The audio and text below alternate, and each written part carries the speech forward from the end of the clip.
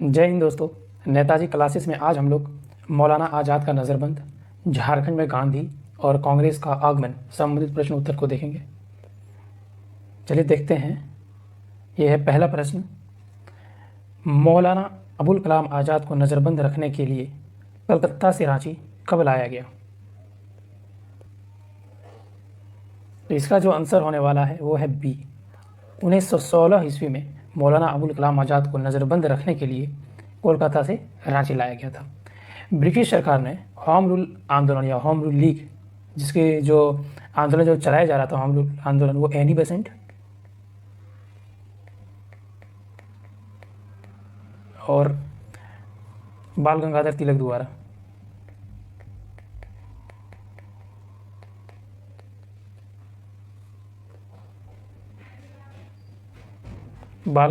द्वारा तो इसी होम रूल लीग में पार्टिसिपेशन की वजह से मौलाना अबुल कलाम आज़ाद को नज़रबंद रखा गया था और उसे कोलकाता से रांची लाया गया था। कोलकाता से रांची 31 मार्च को लाया गया 1916 में, और उसे रखा गया था 27 दिसंबर तक 1919 तक नज़रबंद रखा गया था। इसे रांची में नज़रबंद रखा गया था। मौलाना अबुल कलाम आज़ाद को बहुत सारे पाबंदियों के साथ नज़रबंद रखा गया था रांची में। इसके बावजूद झारखंड के जो कुछ प्रमुख नेता है वो अक्सर इसे मिल लिया करता था या मिलते रहता था, जिनमें हो गया गजनफर मिर्ज़ा, गुलाब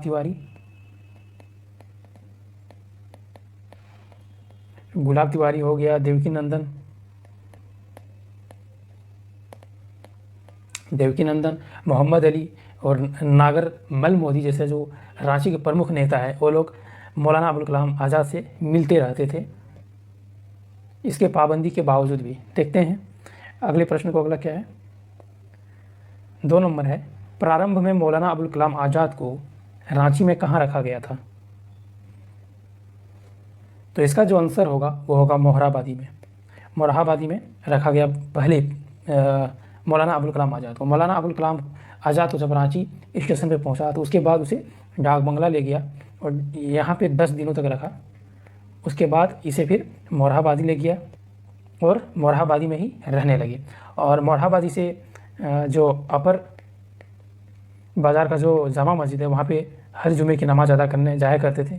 और जुमे में जब तक अबुल कलाम आज़ाद रहे वही तकरीर किया करते थे, और जो गैर मुस्लिम भी थे वो भी मस्जिद के बाहर में बैठ करके या मस्जिद के पास आकर के सुना करते थे, इनकी स्पीच को, इनकी तकरीर को सुना करते थे। और बाद में जो है मोरहाबादी के बाद जो अपर बाज़ार का जो जामा मस्जिद है उसी के पास एक किराए के मकान में रहने लगा था। देखते हैं अगले प्रश्न को। अगला क्या है? 3 नंबर है, मौलाना अबुल कलाम आज़ाद ने रांची में कौन सी संस्था स्थापित की? तो इसका जो आंसर होगा वो होगा अंजुमन इस्लामिया और मदरसा इस्लामिया, दोनों बी और सी, दोनों मदरसों की स्थापना रांची में की थी और ये किया गया था मौलाना अबुल कलाम आज़ाद द्वारा। मौलाना अबुल कलाम आज़ाद ने 1917 में इन मदरसों की नींव रखी थी और इनके पास एक प्रेस था, अल बेलाग प्रेस, जिसे बेच करके इनके पैसों से मदरसे की नींव रखी थी। देखते हैं अगला प्रश्न। 4 नंबर है, मौलाना अबुल कलाम आज़ाद को नज़रबंदी से कब मुक्त किया गया? तो इसका जो आंसर होगा 27 दिसंबर 1919 ईस्वी को इसकी मियाद पूरी हो गई इसकी नज़रबंदी की। उसके बाद इसे रिहा कर दिया गया। उसके बाद 3 जनवरी को कोलकाता के लिए दोबारा रवाना हो गए मौलाना अबुल कलाम आज़ाद। और महात्मा गांधी जब चंपारण विद्रोह के दौरान रांची आना हुआ तो वो मिलने की कोशिश की थी मौलाना अबुल कलाम आज़ाद से, इजाज़त मांगी, लेकिन उसे इजाज़त नहीं मिला था, जिसकी वजह से महात्मा गांधी मौलाना अबुल कलाम आज़ाद से नहीं मिल पाया था। मौलाना अबुल कलाम आज़ाद जब 53वां कांग्रेस का अधिवेशन हुआ रामगढ़ में, तो इसकी अध्यक्षता की थी मौलाना अबुल कलाम आज़ाद ने, और ये 1940 में हुआ था। इसके बाद जो व्यक्तिगत सत्याग्रह चलाया गया, भारत छोड़ो आंदोलन जो चलाया गया, इसके वजह से दोबारा कांग्रेस का कोई अधिवेशन नहीं हुआ लगभग 5 सालों तक। जो 1940 के बाद लगभग 45 तक कोई भी अधिवेशन नहीं हुआ कांग्रेस का, जिसकी वजह से लगातार 6 वर्षों तक मौलाना अबुल कलाम आज़ाद कांग्रेस का अध्यक्ष बना रहा। और इसमें जो है जो रामगढ़ अधिवेशन हुआ था, यहाँ का जो सभा स्थल था, सभा स्थल का नाम गया था मजहर नगर, और इसका जो द्वार था उसका द्वार का नाम था बिरसा द्वार। देखते हैं अगला प्रश्न, अगला क्या है, 5 नंबर है, महात्मा गांधी के चरण झारखंड की धरती पर पहली बार कब पड़े? जब चंपारण विद्रोह के लिए चंपारण आए हुए थे महात्मा गांधी, उसी के दौरान झारखंड भी आना हुआ रांची में। तो पहली बार जो 1917 में महात्मा गांधी का चरण झारखंड में पड़ा, यानी कि 4 जून 1917 में चंपारण विद्रोह के दौरान पड़ा। चंपारण विद्रोह जो था नील खेती के विरुद्ध एक सत्याग्रह था, महात्मा गांधी का पहला सत्याग्रह है भारत में। जो भारत में पहला सत्याग्रह महात्मा गांधी जी द्वारा किए गए हैं वह है चंपारण सत्याग्रह, और इसी के दौरान पहली बार आए। और इसके साथ जो आए थे वो ब्रज किशोर बाबू भी साथ में आए थे। ब्रज किशोर बाबू जो सत्याग्रह जो हुआ था उसका जो प्रमुख नेता रहा, ब्रज किशोर बाबू भी था, डॉक्टर राजेंद्र प्रसाद भी था, और मजहरुल हक भी था। मजहरुल हक वही जिसके नाम पे रामगढ़ का जो अधिवेशन हुआ था उसमें सभा स्थल का नाम रखा गया था। तो ये पहली बार महात्मा गांधी का आना हुआ, और इसके बाद 4 बार हुआ लगभग आना, सिर्फ चंपारण विद्रोह के दौरान ही झारखंड में आना हुआ है। और कुल 11 बार महात्मा गांधी झारखंड आए। 1940 ईस्वी में अंतिम बार झारखंड आना हुआ, और ये जो 1940 में आए थे रामगढ़ अधिवेशन में भाग लेने के लिए आए थे, कांग्रेस के रामगढ़ अधिवेशन में। देखते हैं अगला प्रश्न को, अगला क्या है, 6 नंबर है, गांधी जी किसके निमंत्रण पर रांची आए थे? तो इसका जो आंसर होगा ऑप्शन ए, श्याम कृष्ण सहाय। श्याम कृष्ण सहाय ने निमंत्रण दिया था गांधी जी को रांची आने का। और इसके अलावे लेफ्टिनेंट गवर्नर जो था, सरकारी पत्र मिला था कि लेफ्टिनेंट गवर्नर जो था बिहार और उड़ीसा का, उस वक्त सम्मिलित था बिहार उड़ीसा, उसके लेफ्टिनेंट गवर्नर से मिलने के लिए गांधी जी को रांची बुलाया गया था। तो इसी सिलसिले में आए थे। तो वो श्यामा कृष्ण सहाय के घर रुके थे, क्योंकि इन्होंने पहले भी निमंत्रण दे चुका था महात्मा गांधी को झारखंड आने का। और महात्मा गांधी ब्रज किशोर बाबू के साथ आए थे। Maulana Abul Kalam Azad home rule league के दौरान इसे नज़रबंद किया गया था, झारखंड में ही रांची में नज़रबंद किया गया था। तो इसके लिए इसे कोलकाता से ला करके रांची में नज़रबंद करके रखा गया था। 31 मार्च 1916 से 1919 तक, मतलब 1919 तक, 27 दिसंबर 1919 तक इसे रांची में नज़रबंद रखा गया था। बाद में अबुल कलाम आज़ाद रामगढ़ अधिवेशन में अध्यक्ष भी बना। जयपाल सिंह मुंडा ये आदिवासी महासभा जो है उसका अध्यक्ष रहा, दूसरा अध्यक्ष। और जयपाल सिंह मुंडा को मरंग गोमके कहा जाता है।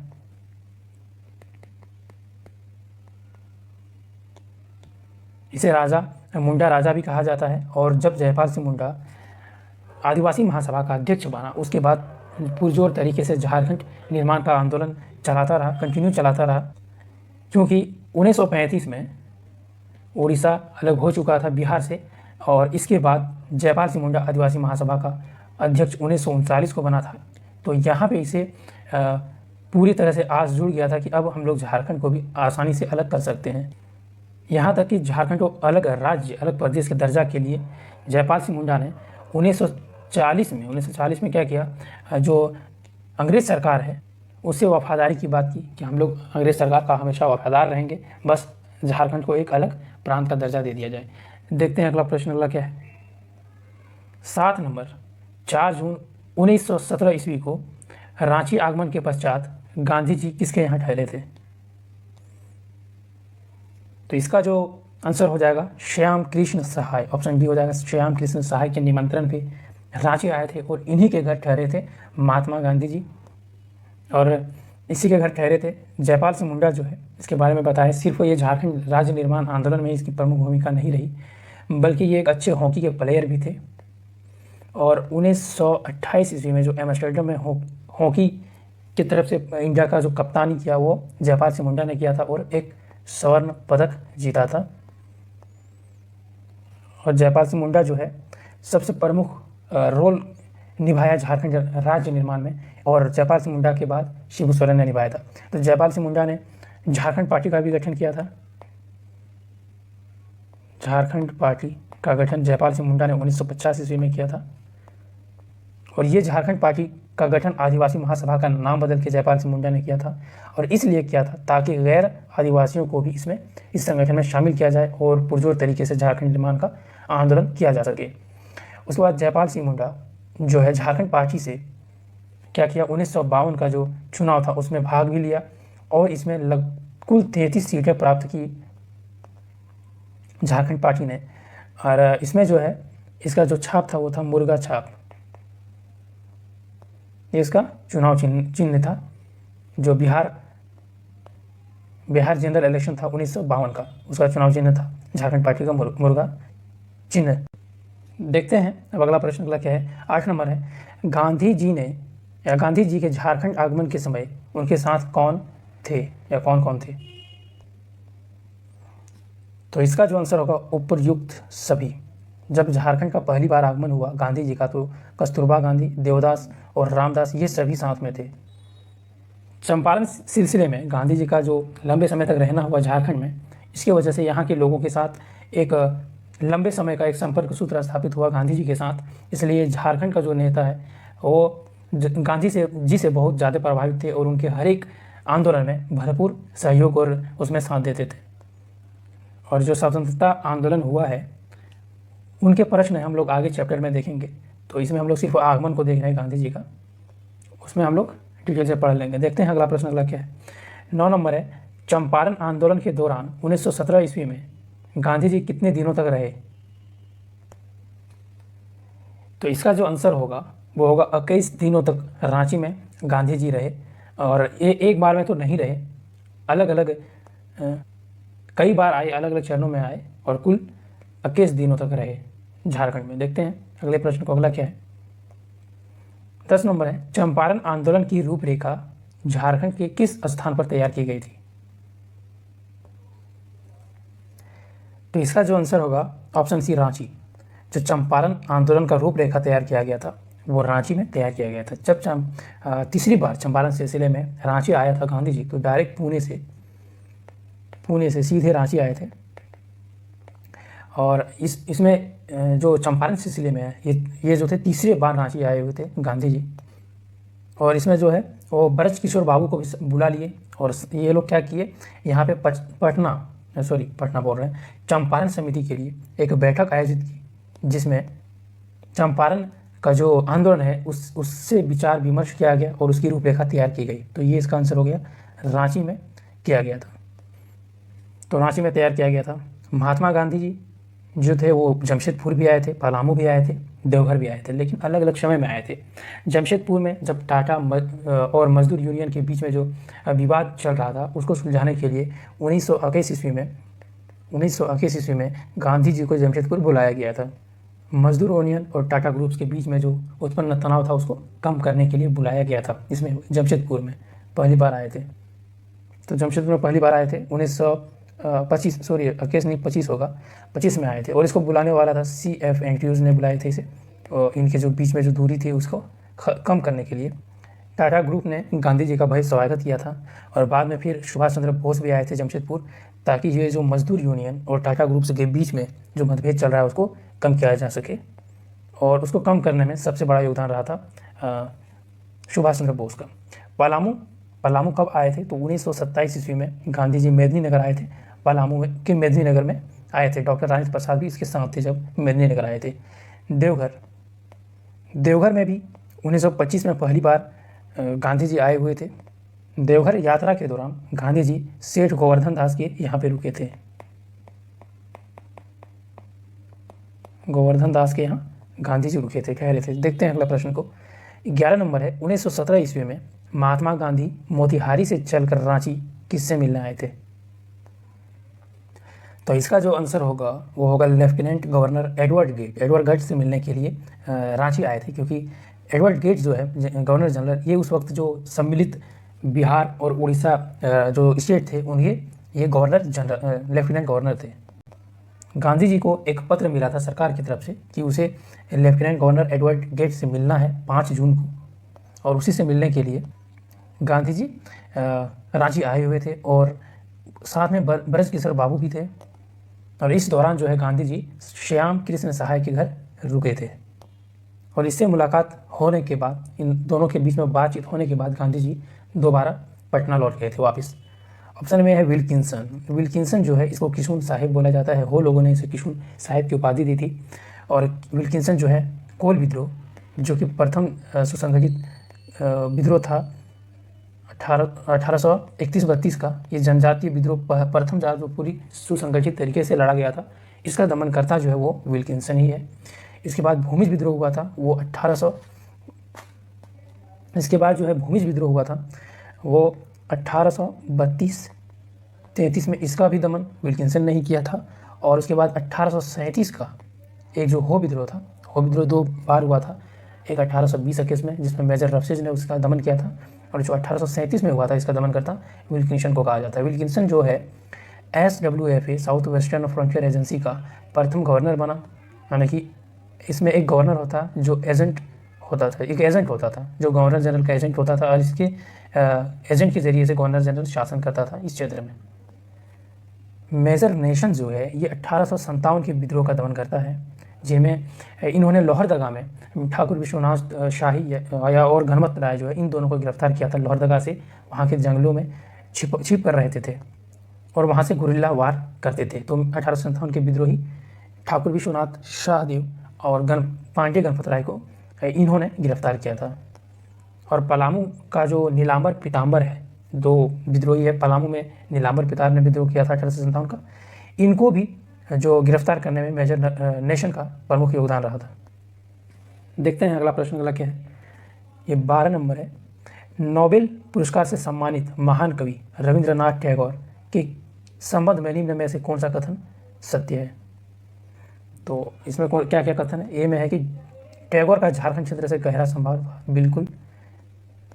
रविंद्रनाथ टैगोर के जो बड़े भाई है जयतेंद्र नाथ टैगोर, इनकी समाधि निर्मित है कहाँ पे? टैगोर हिल में, रांची में इसकी समाधि निर्मित है। और यहाँ पे जो है जयतेंद्र नाथ टैगोर ने सत्यधाम का जो है सत्यधाम बनाया था यहीं पे टैगोर हिल के पास। जयतेंद्र नाथ जो है वो शांति की खोज में झारखंड आए थे, तो वो अपने भाई से, बड़े भाई से रविंद्रनाथ टैगोर यहाँ पे आके मिला करते थे।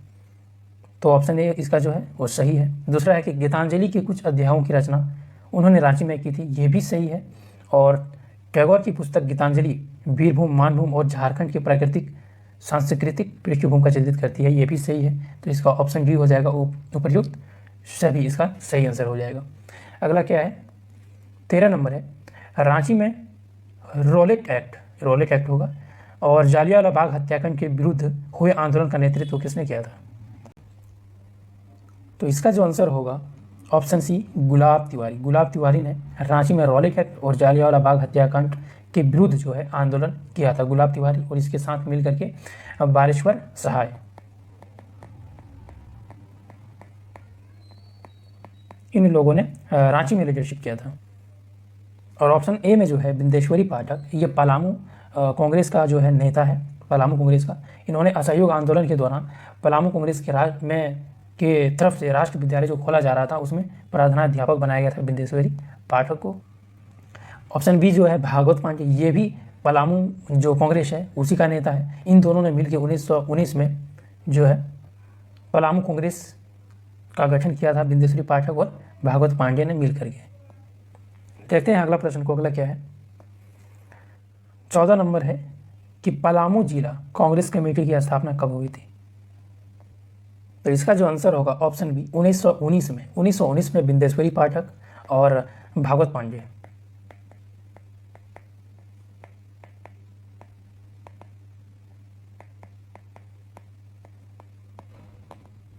भागवत पांडे इन दोनों ने इसी। और फिर जब असहयोग आंदोलन के दौरान कांग्रेस द्वारा विद्यालय खोला जा रहा था, तो पलामू में जो कांग्रेस में ने राष्ट्र विद्यालय खोला था उसका प्रधानाध्यापक भी बिंदेश्वरी पाठक को ही सर्वप्रथम बनाया गया था। और 1919 के दौरान ही पलामू के जिला स्कूल के जो शिक्षक थे रामदीन पांडे, अपने 6 छात्रों के साथ मिलकर रामदीन पांडे उपवास रखा था किसके विरोध में? जालियांवाला बाग हत्याकांड और रॉलेट एक्ट के विरोध में। पलामू में जो है असहयोग आंदोलन का जो नेता था वो था धनी सिंह खरवार। जब कांग्रेस का जो अधिवेशन था कोलकाता का 1920 में, जो कोलकाता अधिवेशन हुआ था, उनमें टाना भगतों ने पूछा था कि हमें आज़ादी चाहिए। तो उसमें गांधी जी ने एक लाइन में कहा था कि कपास उगाओ, चरखा चलाओ, आज़ादी मिल जाएगी। तो इसी को लेकर के धनी सिंह खरवार ने असहयोग आंदोलन के दौरान पलामू में कपास उगाना शुरू किया था। पेड़ पौधों को, जंगलों को साफ करके यहाँ पे कपास उगाना शुरू किया था। और 1920 में गांधी जी ने असहयोग आंदोलन शुरू कर दिया था रॉलेट एक्ट के विरोध में असहयोग आंदोलन, और कहा था कि 1 साल में हम लोग आज़ादी ले लेंगे। ये 1920 में कहा था। अगला प्रश्न क्या है, 15 नंबर है, रांची एवं हजारीबाग जिला कांग्रेस कमेटी की स्थापना कब हुई? तो इसका जो आंसर होगा ऑप्शन ए, 1920 ईस्वी में रांची एवं हजारीबाग जिला कांग्रेस कमेटी की स्थापना हुई। और हजारीबाग से संबंधित एक नेता है सरस्वती देवी। ये अध्यक्षा थी कांग्रेस की, हजारीबाग की अध्यक्षा थी। और जो सरस्वती देवी थी, इन्होंने गांधी जी के जो व्यापक विद्रोह थे, जैसे असहयोग आंदोलन, सविनय अवज्ञा आंदोलन, भारत छोड़ो आंदोलन, तीनों में भरपूर सत्याग्रह की थी कि इन्होंने सरस्वती देवी ने, और तीनों में ये जेल गई थी, तीनों में। और रांची के जो प्रमुख नेता है कांग्रेस का, उनमें से एक हो गया गुलाब तिवारी, गजनफर मिर्जा, देवकी नंदन प्रसाद, मोहम्मद अली और नागरल मोदी जैसे नेता जो है वो कांग्रेस से संबंधित है, रांची जिले से।